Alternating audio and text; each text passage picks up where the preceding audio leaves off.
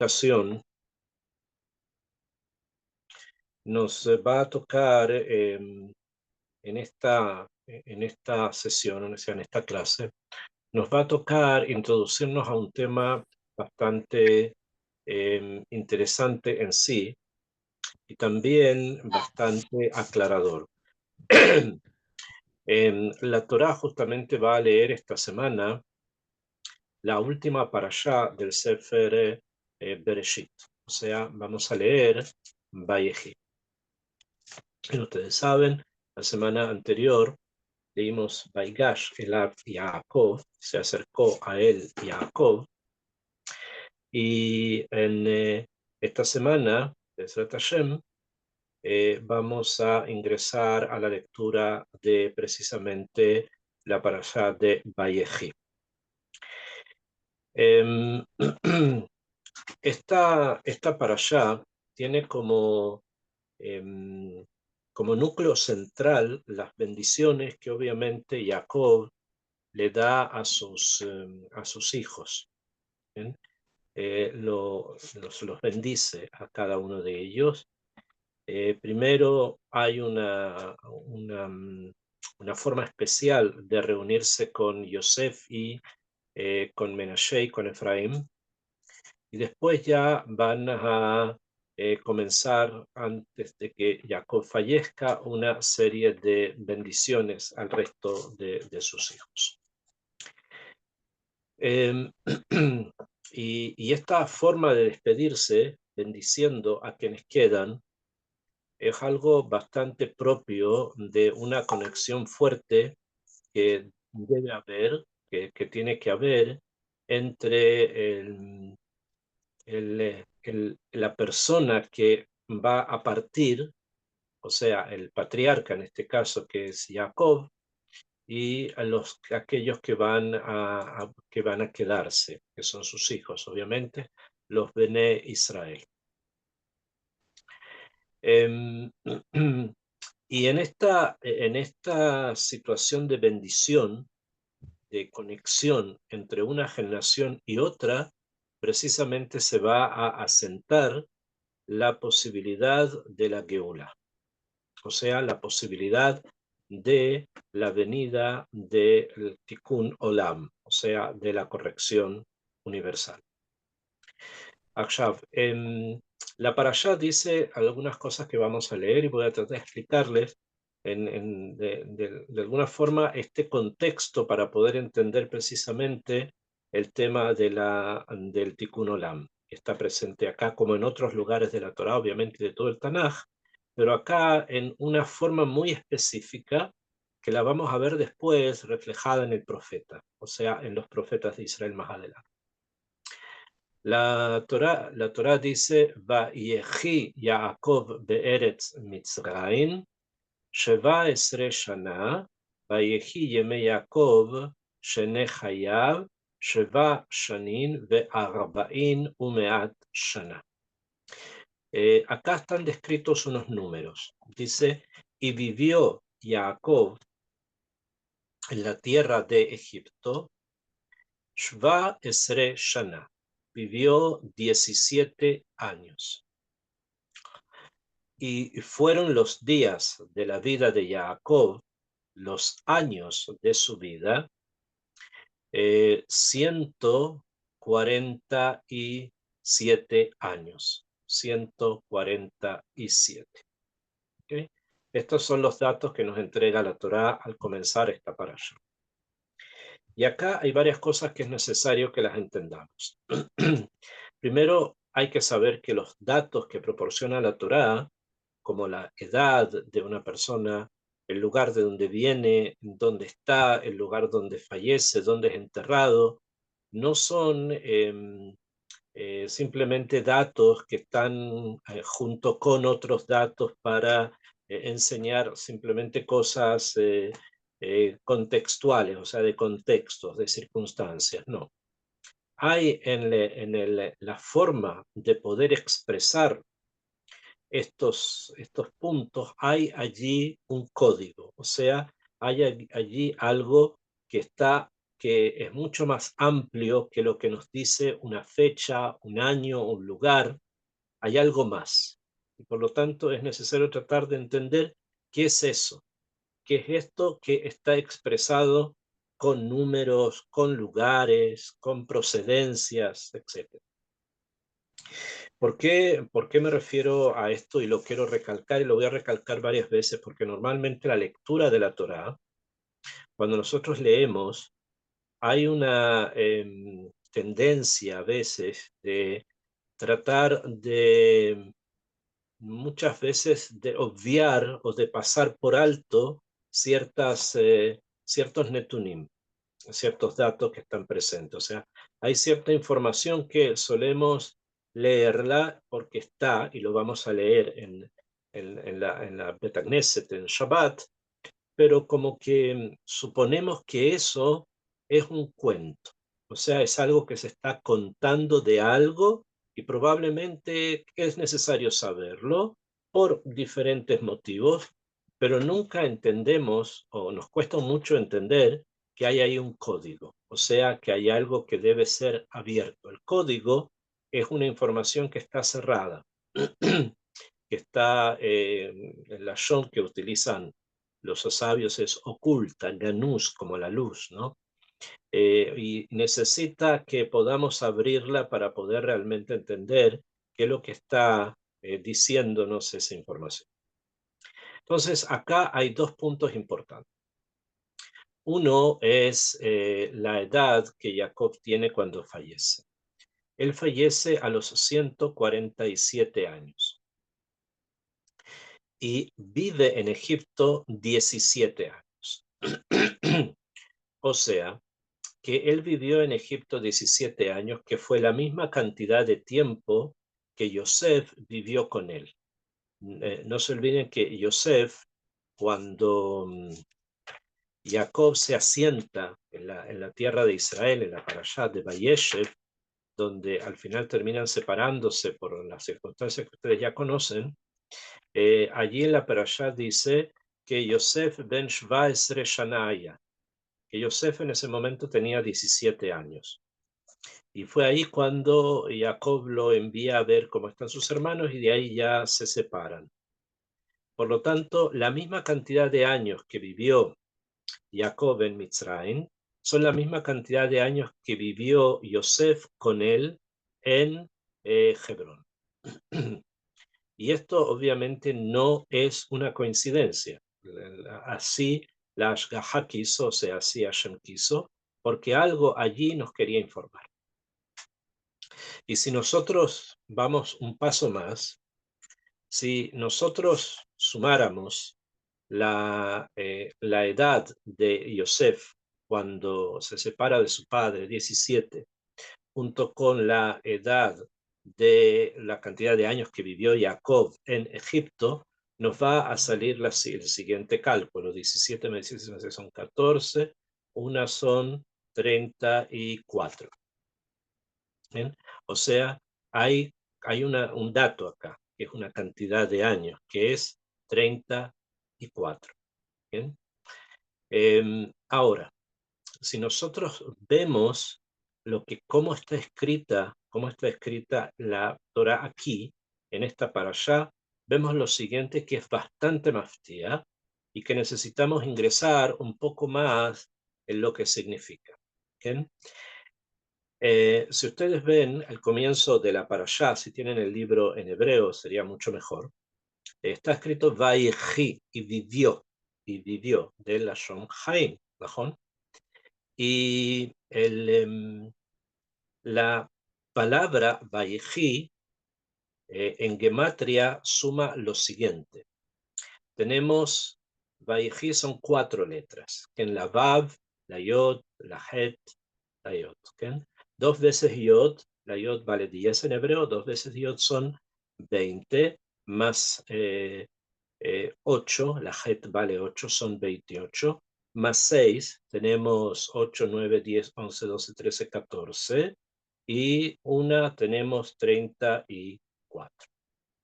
O sea que la gematria de la palabra Vayechi es 34, como la cantidad de años que estuvieron juntos Yosef y Jacob. Esto quiere decir que podemos entenderlo de varias formas, ¿no? La gematria esta la podemos entender de varias maneras. Número uno, que realmente la vida de Jacob está reflejada en la cantidad de tiempo que estuvo con su hijo, con Yosef. Y eso es legítimo, es así, ¿eh? O sea, eso se llama su vida.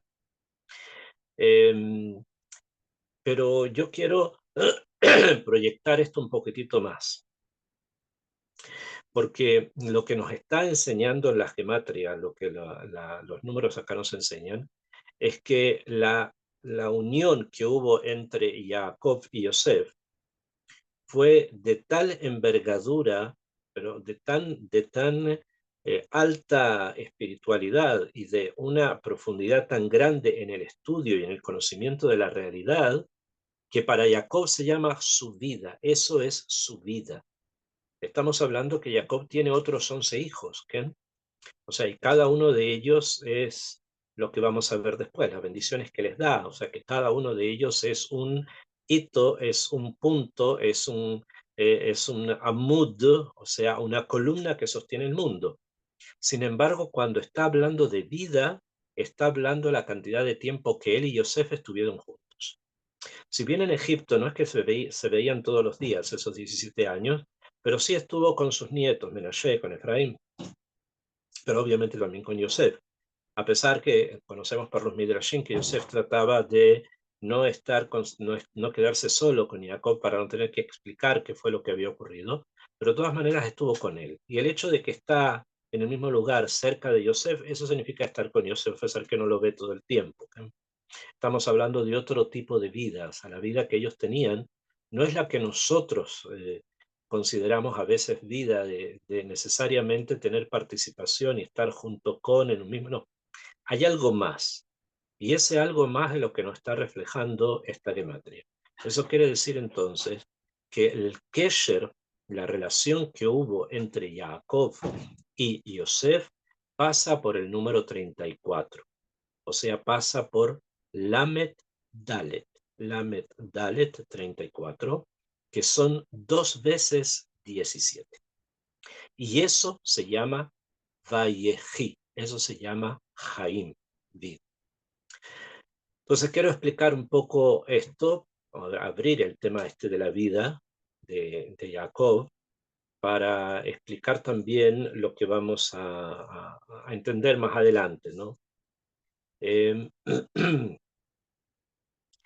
en hebreo la palabra,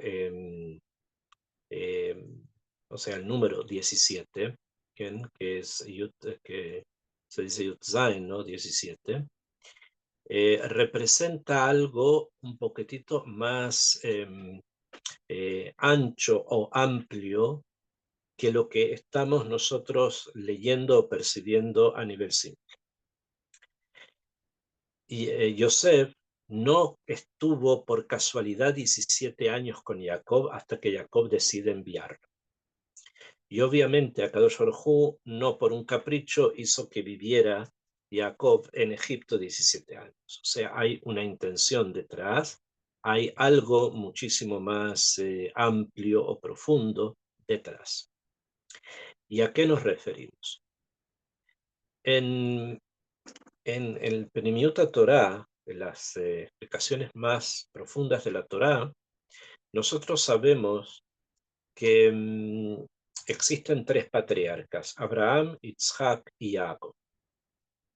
Abraham representa el Gesed, como ya todos lo conocemos y sabemos lo que eso significa, la bondad no solamente entendida como generosidad. Muchas veces, y es obviamente legítimo, ¿no? Entender el Gesed como hacer Gesed con otro, con otra persona que lo necesita. Bueno, ahí está el Gesed, Nahón. Pero acá cuando estamos hablando que Abraham era Gesed, él junto con todos los demás patriarcas también actuaban y se comportaban en forma generosa. Sin embargo, en Abraham el Gesed estaba conectado en él a una forma muy profunda de poder conocer la realidad. Y hay una forma de conocer la realidad que se llama Gesed. O sea, que no es simplemente dar a alguien algo como un regalo o acompañarlo, o el Gesed Shelemet que se hace con los muertos, o estar con una persona que está enferma, o ayudar o recolectar algo, o hacer Gesed con los demás, como todos nosotros conocemos, en forma simple. Eso lo tenían todos los patriarcas, todas las matriarcas y todas las personas importantes de la Torá que eran tzadikim, de todo el Tanaj, todos tenían esa forma de comportamiento y son cosas heredadas al pueblo judío después. Akshav. Sin embargo, en Abraham, la palabra Gesed se ubicaba o se encaminaba a otra forma o a la forma especial de poder comprender la realidad. ¿Esto qué quiere decir? Que lo que Abraham Avinu veía y conocía de lo que le acontecía, él entendía que el mundo de Hashem Itbaraj se conduce bajo una regla. Esa regla es la regla del Gesed. Gesed en Gematria es 72 y se refiere a los 72 nombres de Abraham Avinu. Eso quiere decir que él veía en muchas cosas de la realidad que le tocó ver, vivir, palpar, estar allí, vio cómo se iluminaban esos 72 nombres y es por eso que él se relacionaba con la realidad, con el mundo, con las personas, a través del Gesed, o sea, a través del significado profundo de los 72 nombres de Dios. Akshav. Eso es Abraham. Ahora no vamos a entrar a explicar cada punto y punto. Sin embargo, quiero que esto quede claro para poder avanzar. Y tenemos a Yitzhak Avinu, que se conoce como la mirada de la Gvura, o sea, de la fortaleza espiritual. También, Gvurá lo tenían todos los patriarcas, lo tenían todos los tzadikim, y lo siguen teniendo, porque son cosas que se heredan en Am Israel. Sin embargo, en Yitzhak Avinu significó algo muchísimo más amplio, y es la nejonut, la disposición del ánimo de poder entregar todo para Hashem, incluso su propia vida. El tema de la quedad, la quedad de Yitzhak, gira más en torno a Yitzhak que lo que gira en torno a Abraham, porque finalmente Abraham pasó la prueba, pero hubo una prueba oculta muchísimo más fundamental, muchísimo más interna, con Yitzhak. No nos olvidemos que Yitzhak en ese momento tenía 37 años. Si él hubiese querido oponerse a un padre que tenía muchísimos más años que él y anciano, él lo hubiese hecho, lo podría haber hecho y no haber permitido que eso ocurriera. Abraham cumplió con lo que Hashem le pidió y Abraham lo hizo hasta el final.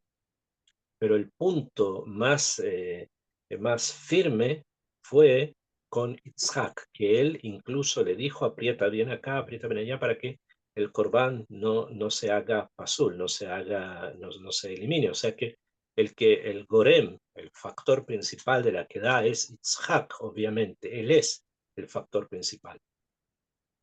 Y eso es Gvura, o sea, la capacidad de poder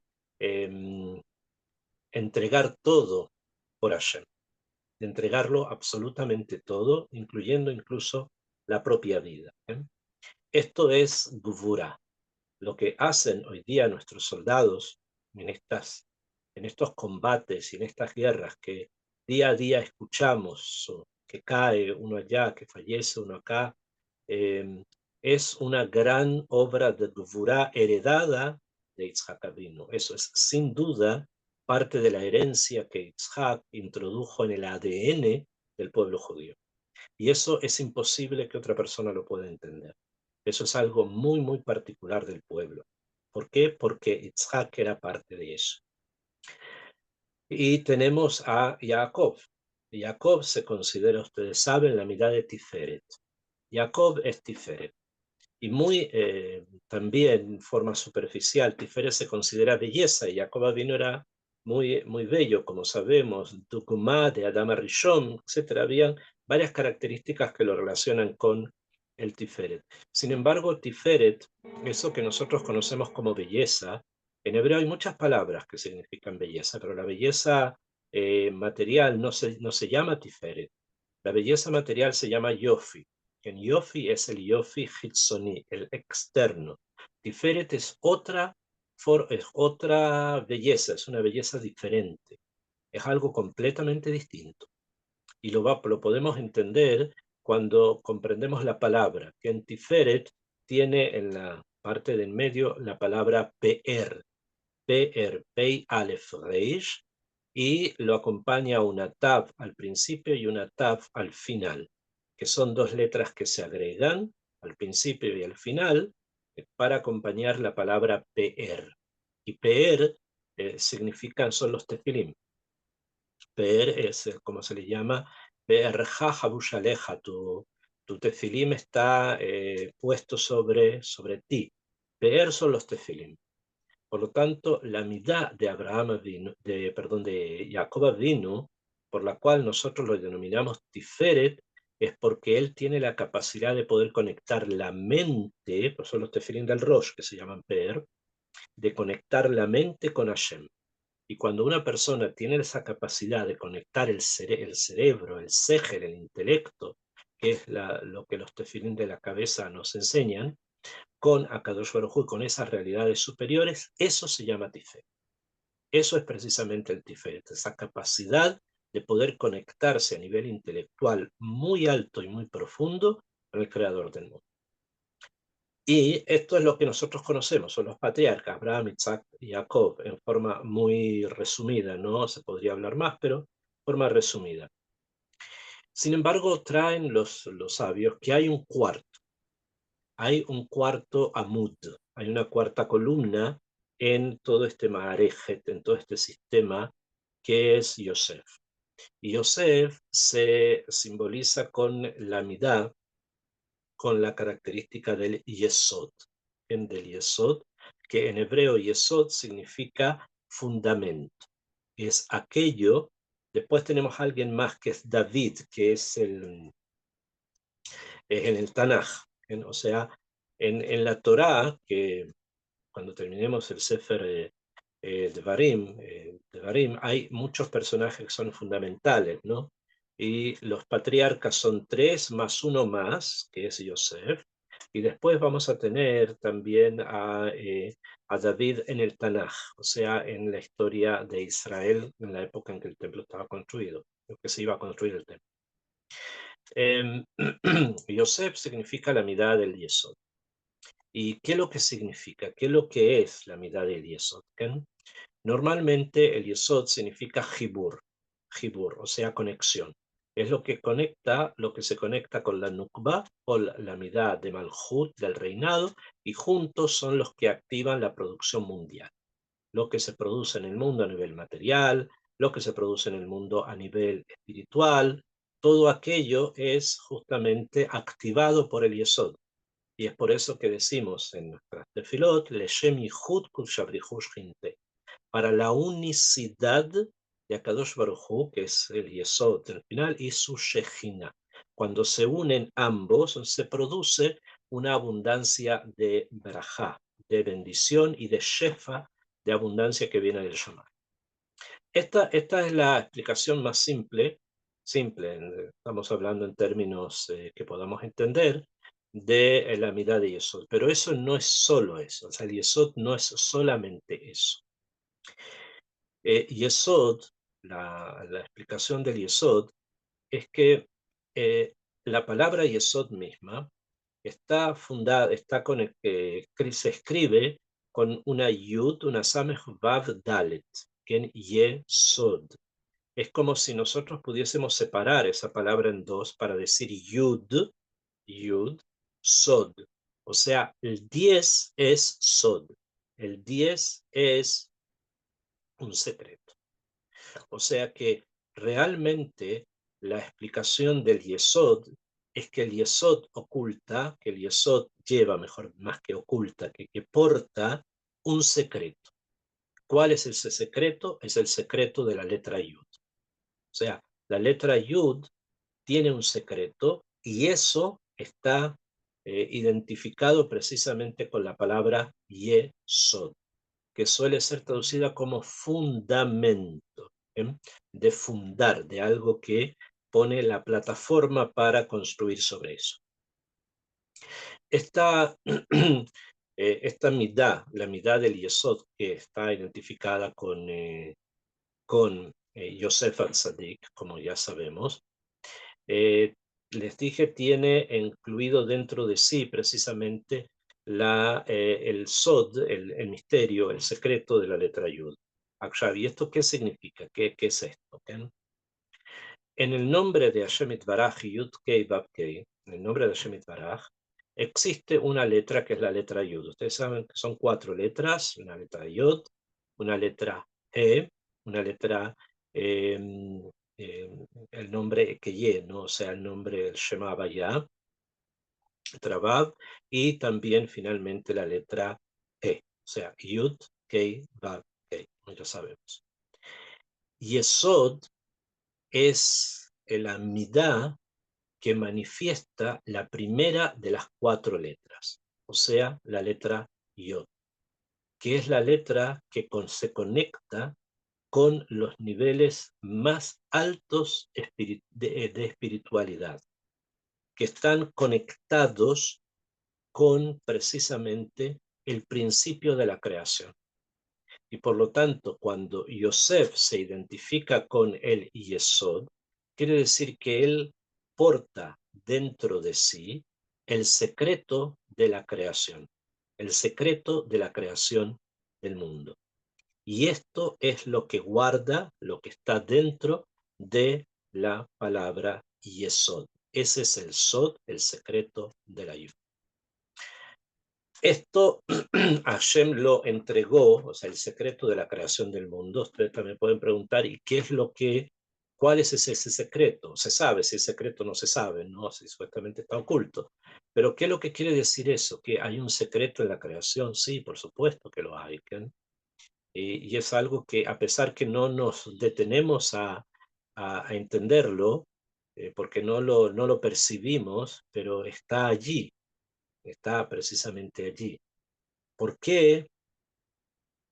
Es una pregunta muy simple, es una pregunta extremadamente simple. ¿Por qué existe, por ejemplo, en Latinoamérica una cordillera que se llama la Cordillera de los Andes? ¿Qué Hashem quiso con haberla creado ahí? ¿O por qué el continente de Latinoamérica tiene esa forma? ¿Por qué Italia tiene forma de una bota? ¿Por qué el sol aparece por el oriente? ¿Y por qué la luna muestra a nosotros siempre una sola cara? ¿O por qué el sol es incandescente? O sea, es una bola de fuego. ¿Por qué realmente cae agua? ¿O por qué nosotros respiramos? Todas estas preguntas que han venido gente sabia durante mucho tiempo y han dado respuestas materiales. ¿Bien? Dan respuestas materiales sobre muchas cosas. ¿Bien? Todos podemos entender que hay un proceso que se llama fotosíntesis, que hace que las hojas de los árboles sean verdes. Sin embargo, no es eso.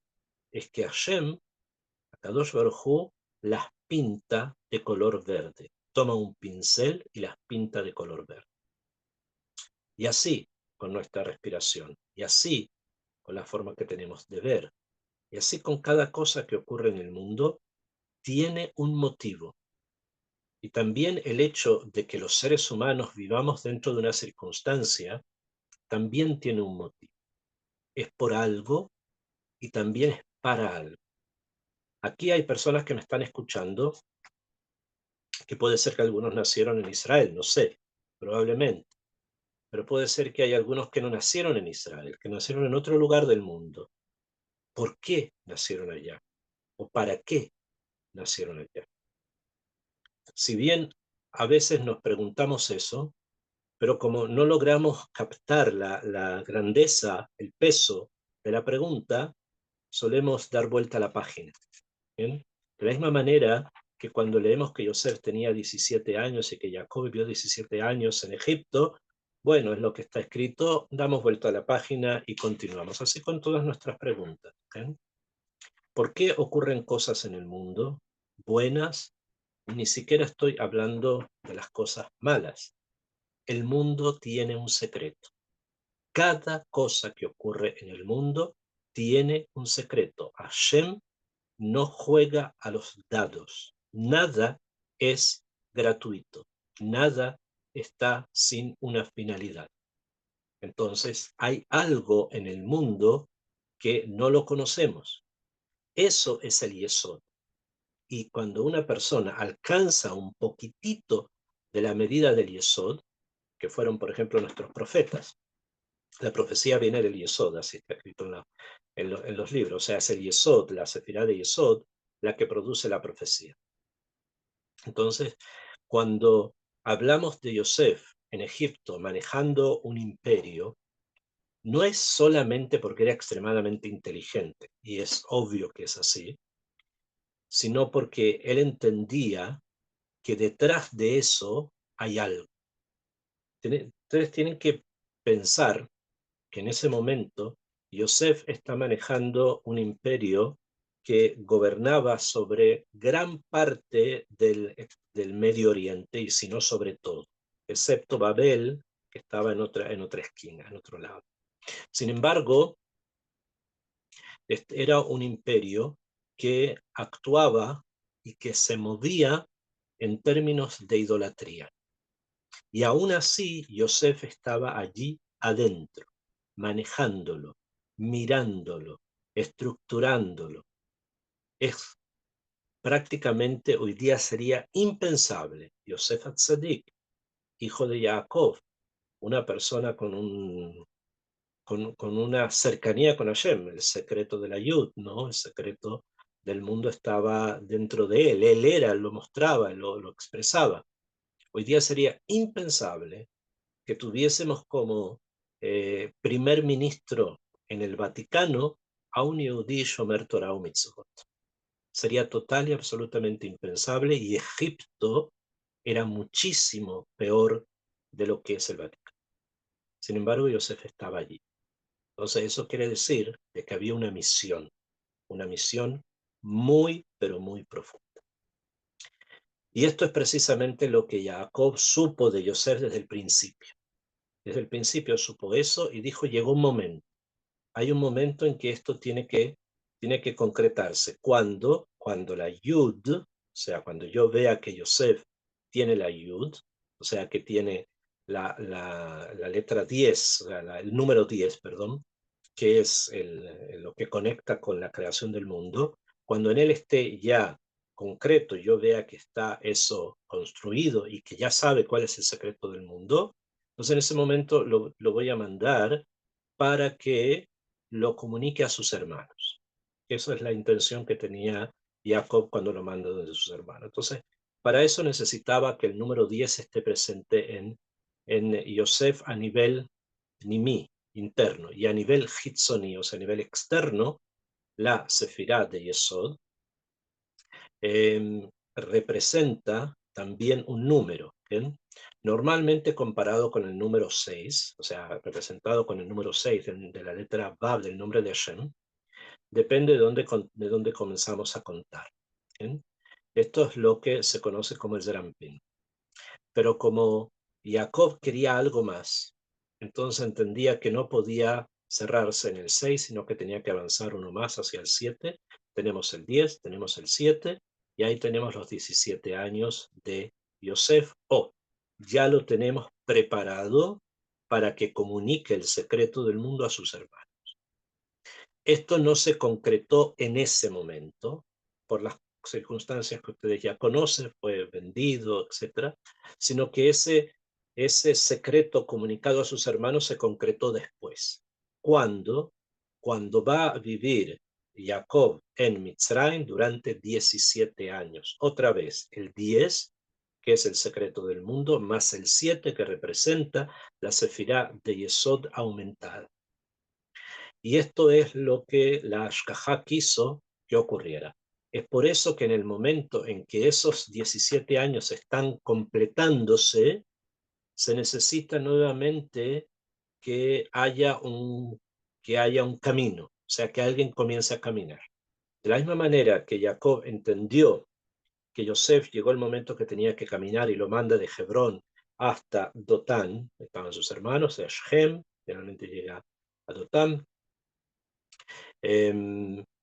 supo que algo tenía que comenzar a moverse.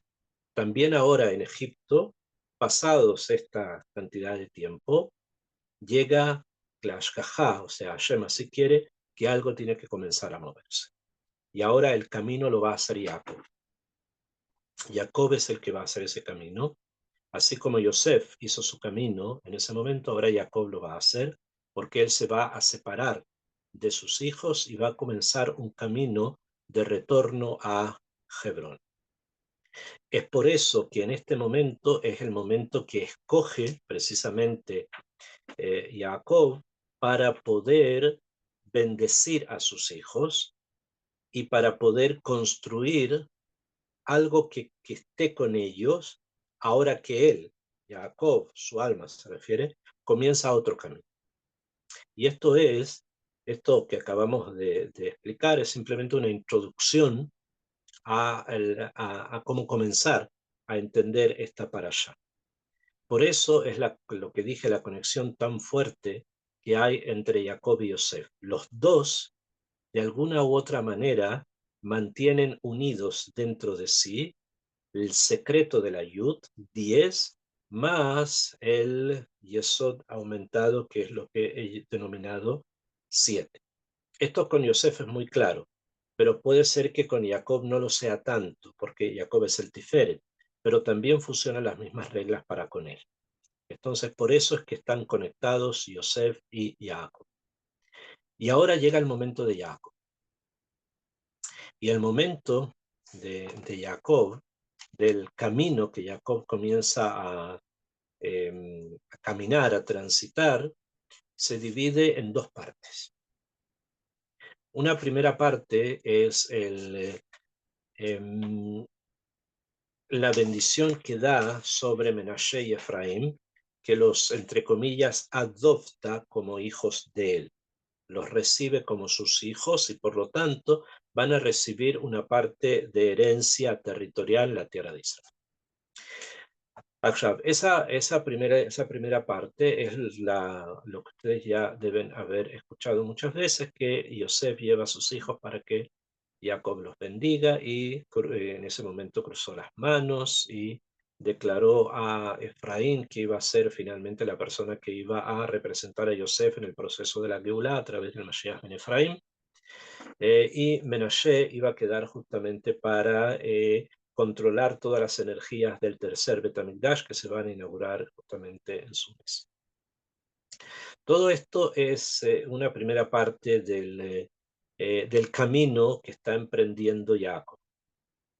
Sin embargo, hay una segunda parte que es la que me interesaba, digamos, hablar de ella principalmente, que es la bendición que Jacob hace a sus hijos. No vamos a alcanzar a ver, obviamente, cada una de las bendiciones desde esta perspectiva que les estoy diciendo. El secreto del mundo es entregado y las bendiciones dadas a cada uno de sus hijos nos expresan precisamente estos secretos. Bien, ahí está la respuesta. Si alguien tiene alguna respuesta de por qué nació en Argentina o por qué nació en Perú o por qué nació en Colombia, están en las bendiciones que recibieron los hijos de Jacob, de su padre Jacob. Ahí están y hay que abrirlas, están codificadas, hay que tratar de entenderlas. Y comienza precisamente esto en el capítulo 49, en el versículo Aleph en adelante, dice así: Vaikra Jacob el Banaf. Y llamó Jacob a sus hijos, Vayomer, y les dijo: Veas, fu, reúnanse, veagida la gen, y les voy a decir, et asher ikra et gen, lo que les ikra, lo que les llamará a ustedes, Beajarita Yamim, al final de los días. Obviamente el pasuk es muy fuerte y es muy a veces complejo entenderlo, ¿eh? Especialmente por por Asher Ikra, Ikra con Aleph, no con E, sino Ikra significa llamará. Y dice acá, reúnanse e asfu, ¿bien? De asefá, de reunión.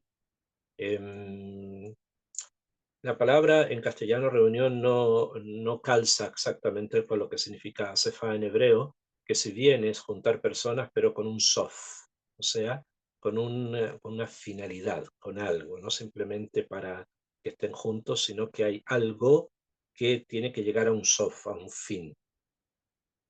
De agida, lehagid, en hebreo, a pesar que existen otras palabras para decir, hablar, etc., está relacionado con algo que se llama Agadá con Aleph, que son relatos. O sea, yo quiero que ustedes se reúnan con una finalidad. ¿Cuál va a ser esa finalidad?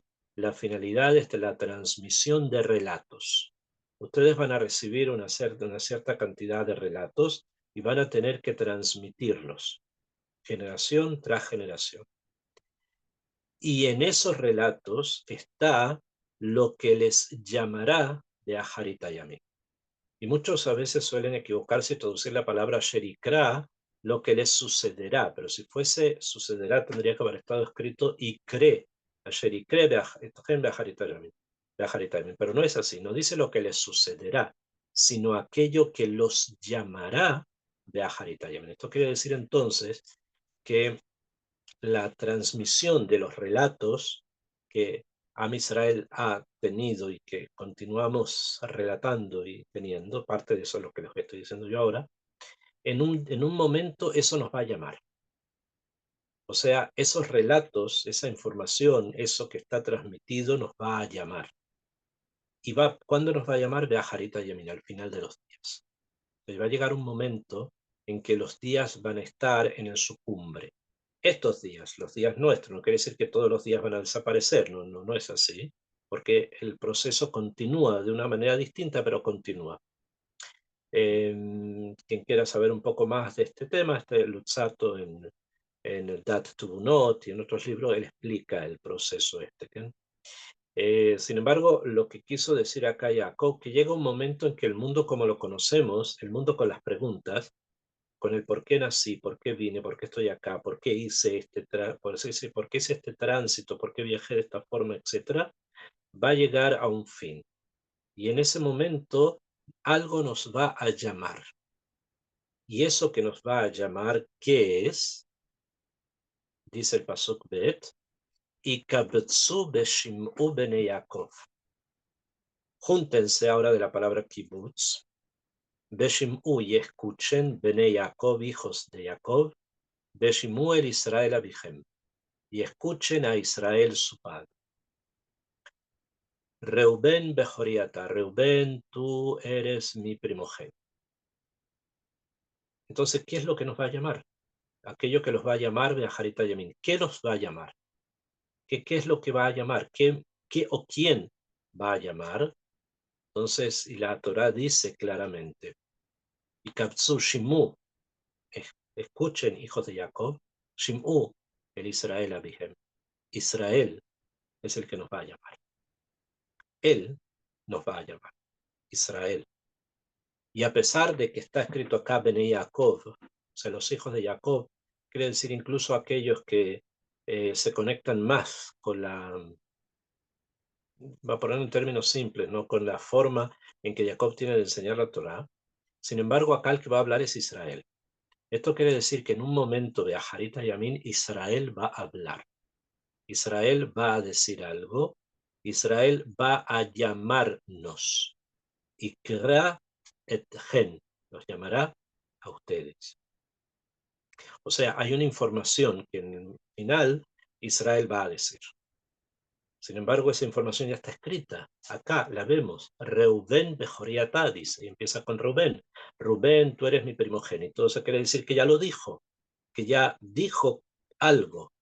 Pero supuestamente eso lo va a decir Bajarita Yamin. Entonces, si lo va a decir Bajarita Yamin, y eso nos va a llamar en ese momento, al final de los días, entonces, ¿por qué está escrito? Está escrito inmediatamente. ¿Quién nos va a decir? Israel. Entonces, entendemos que lo que está escrito acá fue lo que Israel dijo entonces. pero no solamente entonces, sino que también lo va a decir en el futuro. Ahora, si es así, o sea, lo dijo entonces Israel y también en el futuro lo va a decir. Pero entonces, ¿para qué? Si ya lo dijo, no necesito que me lo vuelva a decir. No, el tema es así. Ahora, entonces lo dijo, perdón, lo dijo, pero lo dijo en forma codificada, o sea, lo dijo en forma que no está claro para nosotros, para él y los profetas estuvo siempre claro, qué es la real información que está presente acá. ¿Qué es lo que significa Reubén realmente? ¿Qué significa Bejoriata? Tú eres mi primogénito. ¿Qué es eso realmente? Cogí Bereshit Oni. Tú eres mi fuerza y el comienzo de mi on, de otra forma de fuerza. ¿Okay? ¿Qué es lo que significa eso? En forma simple, Rashi nos va a enseñar. Les voy a leer Rashi para que vean lo que dijo Jacob y cómo se estudió lo que dijo Jacob. Dice el Pasuk Gimel Reshit Oni, el principio de mi on, el principio de mi vigor. Itipar Shonashelo fue la primera gota de Jacob. Shelo Ra'a Kerim y Yamar, que nunca había visto su simiente antes, solamente en ese momento. Oni, mi vigor, cogí mi fuerza, dice. Quemó, matzati onli, encontré vigor para mí, merov onim, de tanto vigor, ulein onim, que no tiene vigor, etcétera. Aparece la palabra on, que significa vigor en muchos lugares. Esa es la explicación simple que Rashi nos quiere traer, que Reubén, siendo su primer hijo, fue el primer vigor que tuvo Jacob para poder engendrar un hijo. ¿Ok? Eso es lo que está diciendo. Y termina diciendo el mismo pasuk, Yeter Set ve Yeter Az. Yeter Set, fuiste muy elevado, ve Yeter Az, fuiste muy aguerrido, tuviste mucha azut, mucha forma de actuar en forma prácticamente sin vergüenza. Ok, esto es lo que dijo entonces.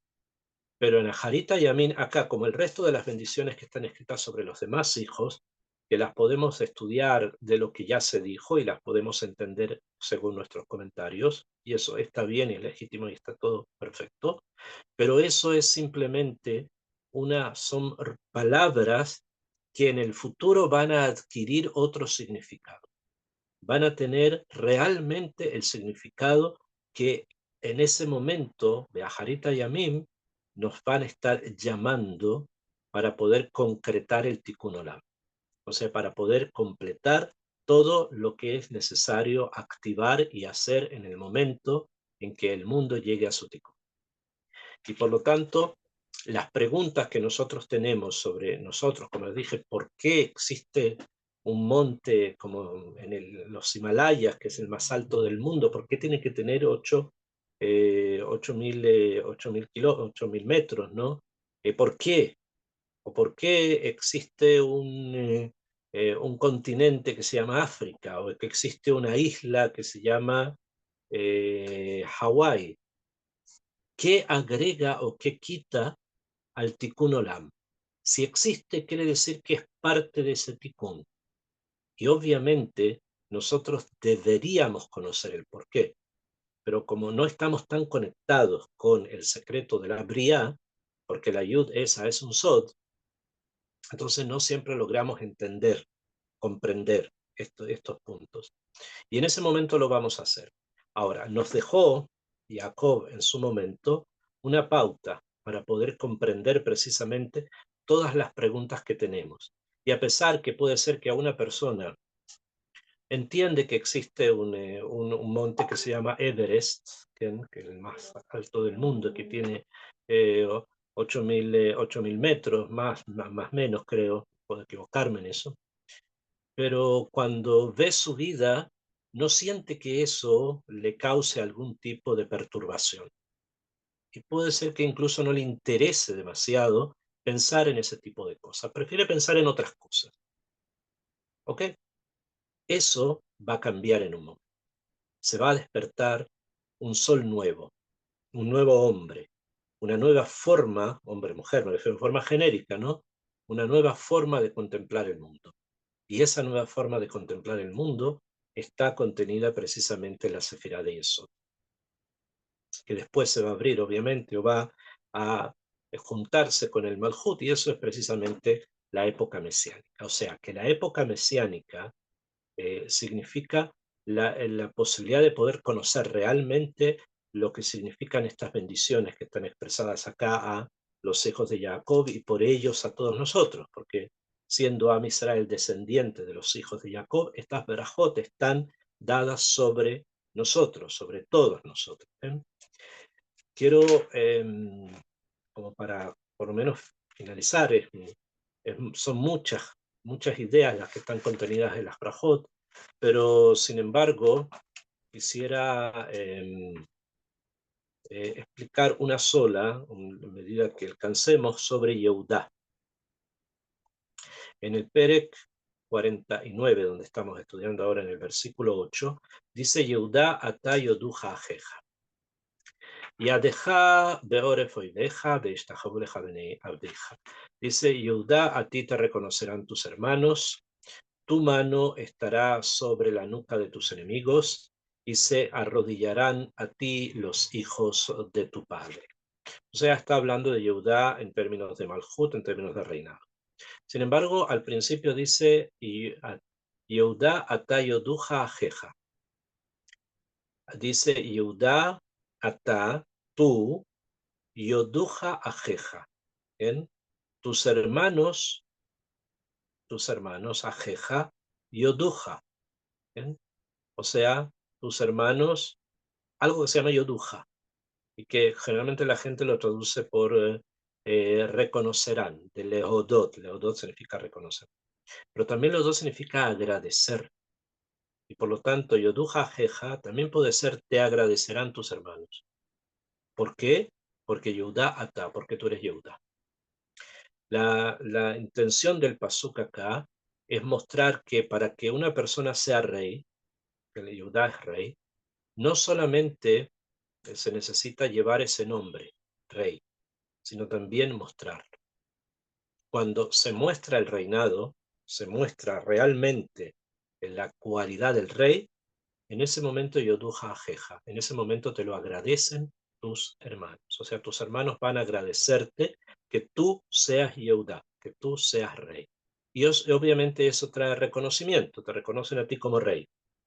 Este punto que va a quedar un poco corto porque no vamos a tener demasiado tiempo para desarrollarlo, se va a abrir después en el siguiente libro, que es el libro de Shemot. Allí en Shemot, el camino a la Geulá va a ser muchísimo más patente, más evidente. Y si de pronto ustedes van a darse cuenta que en el libro de Shemot la presencia de Yehudá no es tan completa ni evidente como va a ser de Leví, Moshe viene de la tribu de Leví, sin embargo, el Yoduja Ajeja, o sea, te agradecerán tus hermanos, va a estar presente porque son características que todo Israel tiene. Y por lo tanto, las bendiciones no son solamente particulares para un hijo, sino que son bendiciones que abarcan a nivel Pshat, estamos hablando simple, a todo Israel. Después de Aharita Yamim, vamos a entender realmente qué es lo que quiso decir acá el pasú cuando dice Yoduja Ajeja, tus hermanos te reconocerán, tus hermanos te agradecerán por ser tú, Yehudá. Y eso hay que entenderlo, qué es lo que significa ser tú, Yehudá. Entre otras cosas de lo que están escrito acá, las brajot, las bendiciones. Esta es, digamos, una pequeña panorama sobre la parashá y sobre, como les dije, del principio la unión que hay entre Jacob y Yosef a partir precisamente de los años que estuvieron juntos. Y justamente no olviden, eso es lo que se llama vivir. Top. Si es que por favor tienen alguna pregunta que hacer sobre lo que estudiamos, me lo pueden hacer. Conecten sus audífonos o el micrófono, no audífono, el micrófono, y pueden hacer las preguntas que deseen.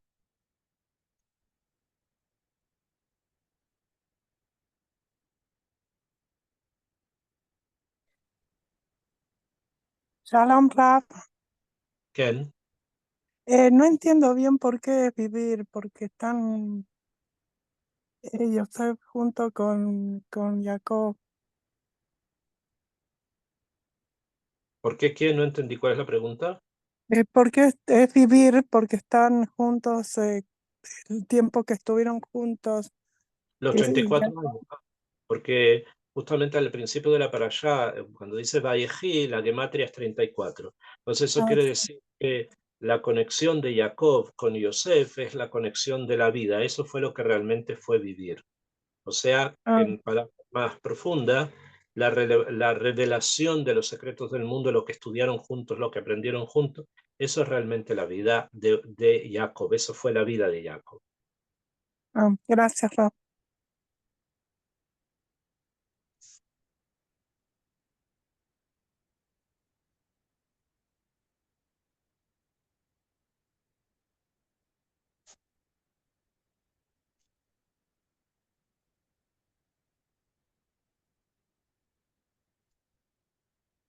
Bueno, ¿hay alguna otra persona que quiera hacer alguna pregunta sobre lo que acabamos de estudiar?